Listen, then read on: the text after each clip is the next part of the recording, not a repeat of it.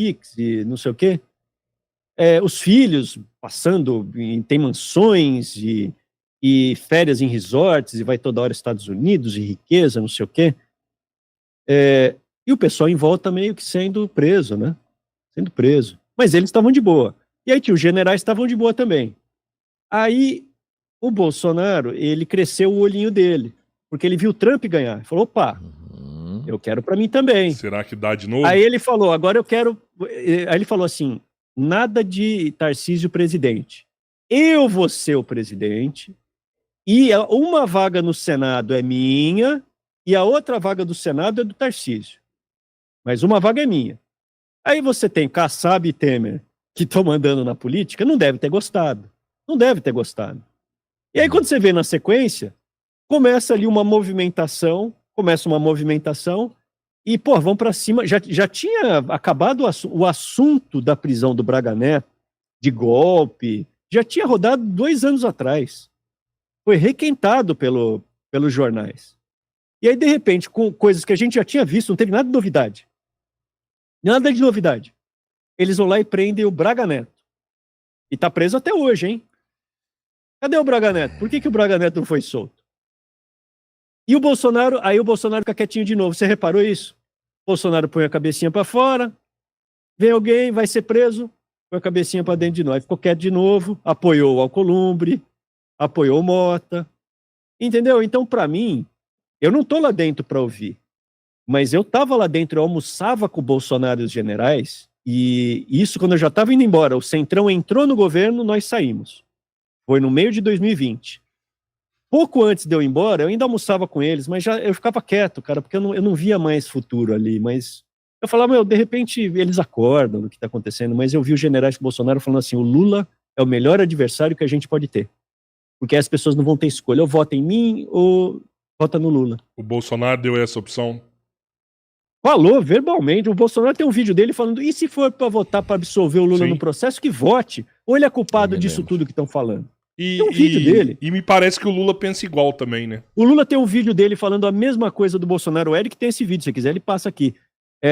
O Lula fala, e o Bolsonaro, se tiver que ser absolvido, ou ele é culpado de tudo isso que estão falando? A mesma frase. Eu como num quilão, o dono do quilão falou, não, mas o Bolsonaro é nosso herói. Ele fala bem do Lula, falou que o Lula não é culpado. Se você me mostrar esse vídeo, eu mudo. Eu mostrei o vídeo. Aí, eu mostrei o vídeo pro cara. Aí eu falei, tem um vídeo do Lula falando a mesma coisa. Não é possível. Mostrei.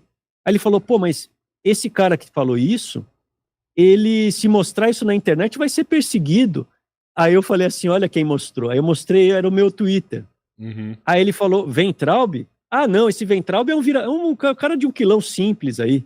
Weintraub é vira-casaca, Aí eu aumentei a foto, ele falou, cara, é você!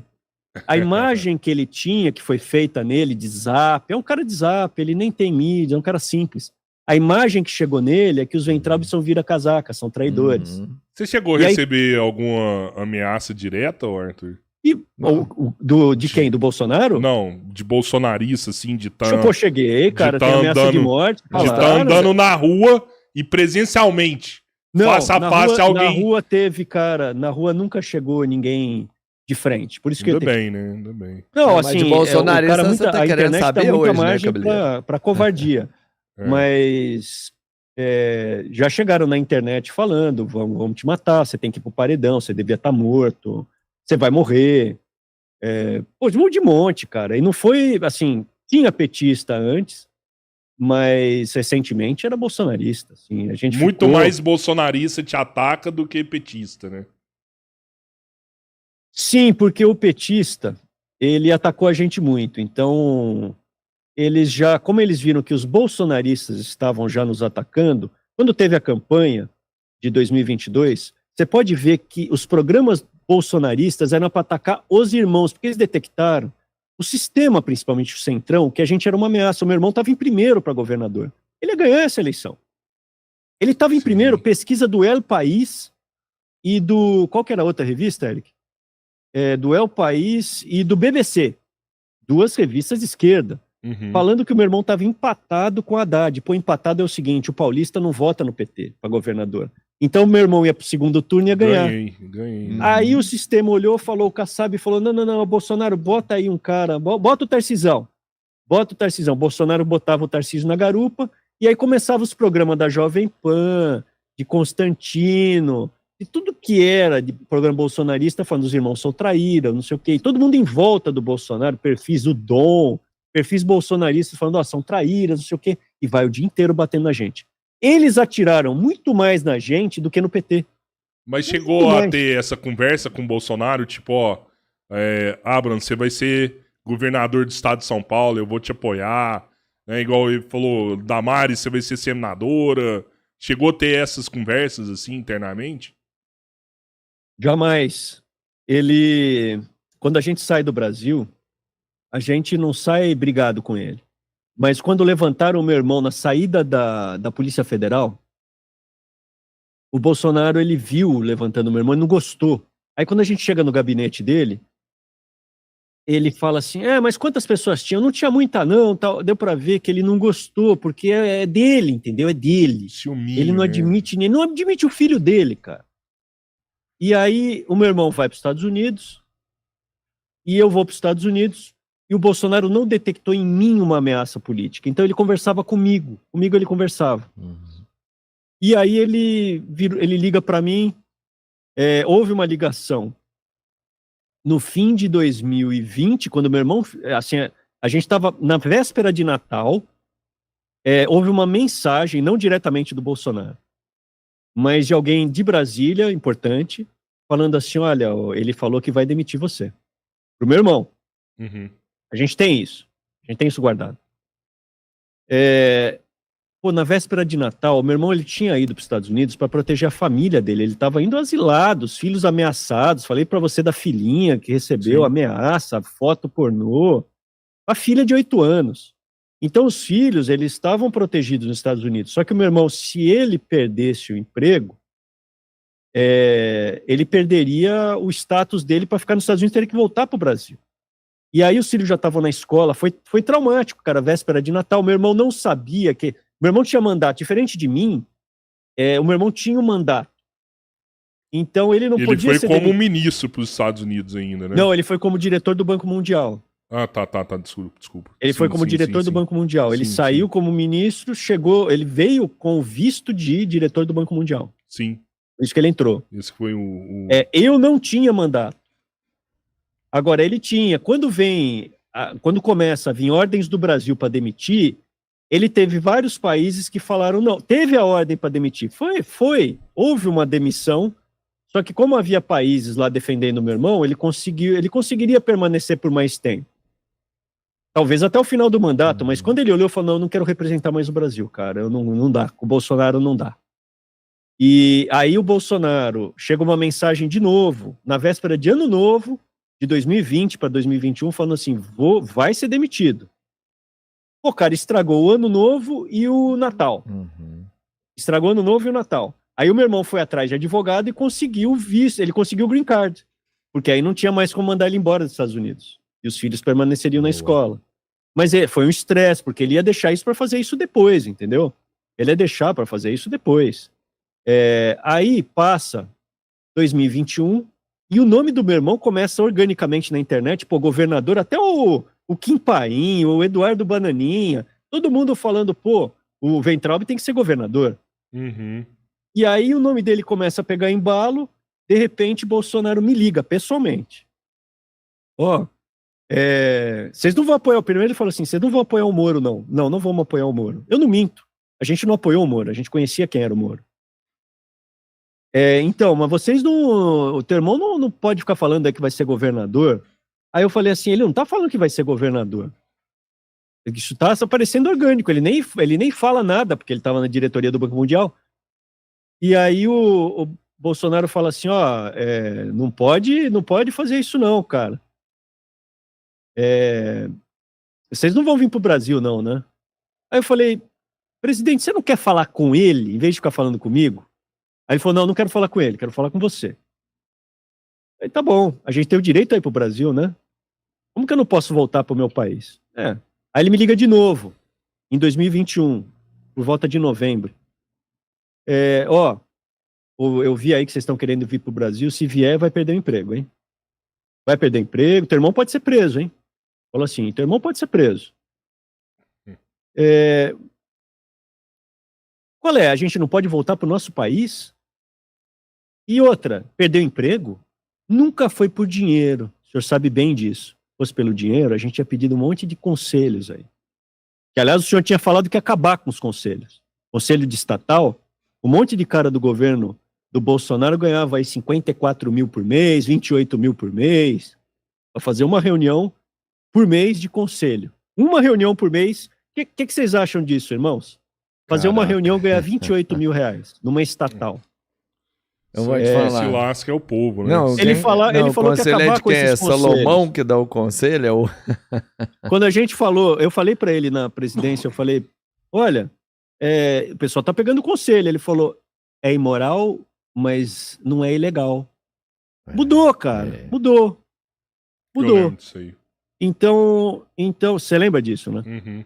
Então é o seguinte, cara, teve ligação dele, e aí, quando a gente vem pro Brasil, começa um ataque virulento, cara, um ataque contra a gente, de destruição de reputação. A gente, cara, sem brincadeira, a gente era gigante, vocês sabem disso. Sim. O meu irmão tinha acho que 2 milhões de seguidores no Instagram, tinha 1.700.000 no Twitter. Cara, a gente não dá bola pra isso, as pessoas não conseguem imaginar, né? Porque para as pessoas é tudo aquilo ali, seguidores e tal.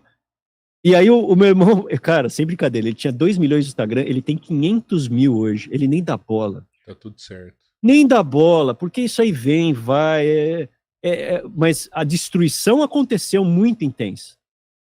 Muito, foi um linchamento físico, você sente. Imagina dezenas de milhares de pessoas te xingando, querendo teu mal, te ameaçando.